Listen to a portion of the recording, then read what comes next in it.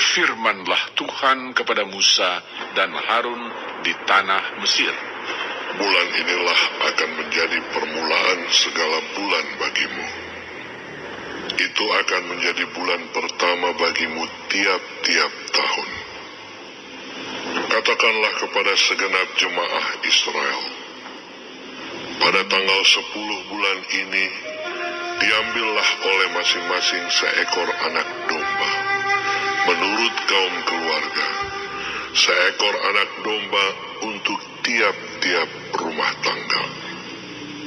Tetapi jika rumah tangga itu terlalu kecil jumlahnya untuk mengambil seekor anak domba, maka ia bersama-sama dengan tetangganya yang terdekat ke rumahnya haruslah mengambil seekor menurut jumlah jiwa.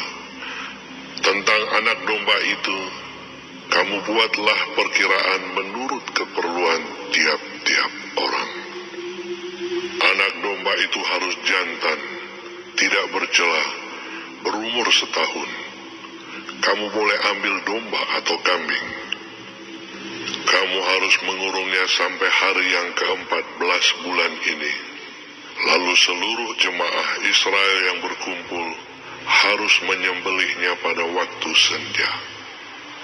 Kemudian dari darahnya haruslah diambil sedikit dan dibubuhkan pada kedua tiang pintu dan pada ambang atas, pada rumah-rumah di mana orang memakannya. Dagingnya harus dimakan mereka pada malam itu juga. Yang dipanggang mereka harus makan dengan roti yang tidak beragi beserta sayur pahit. Janganlah kamu memakannya mentah atau direbus dalam air. Hanya dipanggang di api, lengkap dengan kepalanya dan betisnya dan isi perutnya. Janganlah kamu tinggalkan apa-apa dari daging itu sampai pagi. Apa yang tinggal sampai pagi kamu bakarlah habis dengan api. Dan beginilah kamu memakannya. Pinggangmu berikat, kasut pada kakimu, dan tongkat di tanganmu. Buru-burulah kamu memakannya. Itulah Paskah bagi Tuhan. Sebab pada malam ini aku akan menjalani tanah Mesir, dan semua anak sulung, dari anak manusia sampai anak binatang, akan kubunuh. Dan kepada semua allah di Mesir akan kujatuhkan hukuman. Akulah Tuhan. Dan darah itu menjadi tanda bagimu pada rumah-rumah di mana kamu tinggal. Apabila aku melihat darah itu, maka aku akan lewat daripada kamu. Jadi tidak akan ada tulah kemusnahan di tengah-tengah kamu apabila aku menghukum tanah Mesir. Hari ini akan menjadi hari peringatan bagimu. Kamu harus merayakannya sebagai hari raya bagi Tuhan turun-temurun. Kamu harus merayakannya sebagai ketetapan untuk selamanya. Kamu makanlah roti yang tidak beragi 7 hari lamanya. Pada hari pertama pun kamu buanglah segala ragi dari rumahmu. Sebab setiap orang yang makan sesuatu yang beragi, dari hari pertama sampai hari ke-7, orang itu harus dilenyapkan dari antara Israel. Kamu adakanlah pertemuan yang kudus, baik pada hari yang pertama maupun pada hari yang ke-7. Pada hari-hari itu tidak boleh dilakukan pekerjaan apapun. Hanya apa yang perlu dimakan setiap orang, itu sajalah yang boleh kamu sediakan. Jadi kamu harus tetap merayakan hari raya makan roti yang tidak beragi. Sebab tepat pada hari ini juga, aku membawa pasukan-pasukanmu keluar dari tanah Mesir, maka haruslah kamu rayakan hari ini turun-temurun. Itulah suatu ketetapan untuk selamanya. Dalam bulan pertama, pada hari yang ke-14 bulan itu pada waktu petang, kamu makanlah roti yang tidak beragi. Sampai kepada hari yang ke-21 bulan itu, pada waktu petang. 7 hari lamanya tidak boleh ada ragi dalam rumahmu. Sebab setiap orang yang makan sesuatu yang beragi, orang itu harus dilenyapkan dari antara jemaah Israel. Baik ia orang asing, baik ia orang asli. Sesuatu apapun yang beragi, tidak boleh kamu makan. Kamu makanlah roti yang tidak beragi di segala tempat kediamanmu. Lalu Musa memanggil semua tua-tua Israel serta berkata kepada mereka, Pergilah, ambillah kambing domba untuk kaummu dan sembelilah anak domba Paskah. Kemudian kamu harus mengambil seikat hisop dan mencelupkannya dalam darah yang ada dalam sebuah pasu. Dan darah itu kamu harus sapukan pada ambang atas dan pada kedua tiang pintu. Seorang pun dari kamu tidak boleh keluar pintu rumahnya sampai pagi. Dan Tuhan akan menjalani Mesir untuk menulahinya.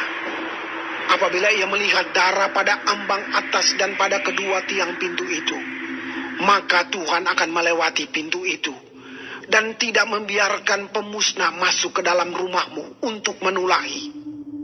Kamu harus memegang ini sebagai ketetapan sampai selama-lamanya bagimu dan bagi anak-anakmu.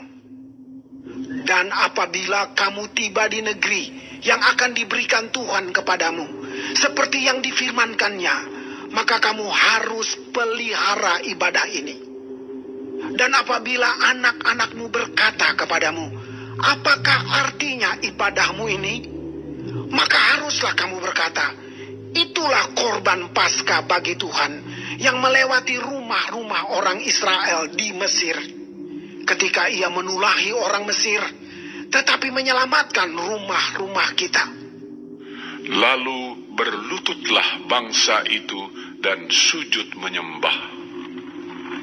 Pergilah orang Israel lalu berbuat demikian seperti yang diperintahkan Tuhan kepada Musa dan Harun. Demikianlah diperbuat mereka. Maka pada tengah malam Tuhan membunuh tiap-tiap anak sulung di tanah Mesir, dari anak sulung Firaun yang duduk di tahtanya sampai kepada anak sulung orang tawanan yang ada dalam liang tutupan, beserta segala anak sulung hewan. Lalu bangunlah Firaun pada malam itu bersama-sama semua pegawainya dan semua orang Mesir. Dan kedengaranlah seruan yang hebat di Mesir, sebab tidak ada rumah yang tidak kematian. Lalu pada malam itu dipanggilnyalah Musa dan Harun, katanya, Bangunlah, keluarlah dari tengah-tengah bangsaku, baik kamu maupun orang Israel. Pergilah, beribadahlah kepada Tuhan seperti katamu itu.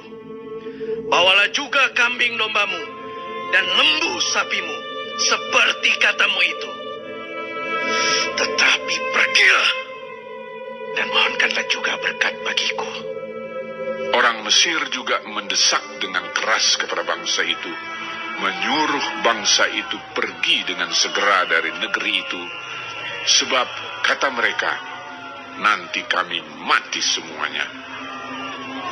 Lalu bangsa itu mengangkat adonannya sebelum diragi, dengan tempat adonan mereka terbungkus dalam kainnya di atas bahunya. Orang Israel melakukan juga seperti kata Musa.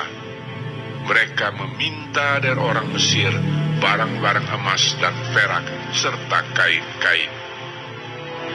Dan Tuhan membuat orang Mesir bermurah hati terhadap bangsa itu sehingga memenuhi permintaan mereka. Demikianlah mereka merampasi orang Mesir itu.